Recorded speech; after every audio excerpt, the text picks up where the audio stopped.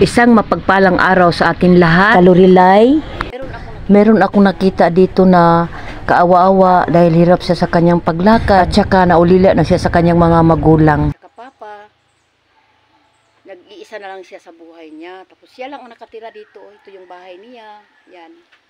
Tapos ito yung lutuan. Ayan, lutuan niya. Solo lang talaga siya sa bahay na ito. Pamana to sa mama niya at saka papa niya. Basta man ka. Siya na ang sinasabi ko sa inyo na hirap maglakad. Muntahan ako sa imo ha. Unsa hinungdan na kanang murag nagkuan imong linakuan. Kuan. Oo. Brahan. Oo. Ang motor lang. Motor siya. O dayon gidala ka ospital. Lang andot. Sa Andot ospital? Tapos? Ligan, Cagayan. Ah. Last to sa Cagayan, tanaw na ko sa... pero wana, gana na ko mata. Tanaw ko sa... Natamaan ang mata nimo. Pero, Hala. kuan. Then unsa man to yung nabalitaan ako nga nainjikan ka tapos wala sa tama nga unsa to tama nga ugat? Dire, ginjikan ko dire. Ginjikan ka diha.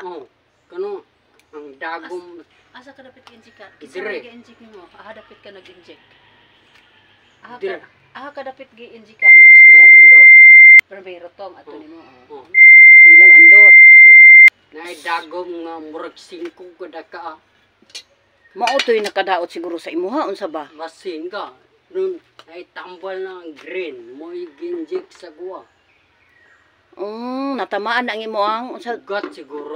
Pinakaugat. Ana tingali.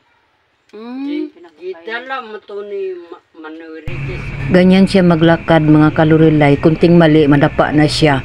Ang kinabubuhay niya ay binibigyan siya sa kanyang mga kapatid ng kanin o ano-ano man siya. Meron akong kaunting may tulong sa iyo. La. Siguro niya. Pang 1 kilo. 1 kilo tapos ulam no. Sige na. Lamat mo. Ay.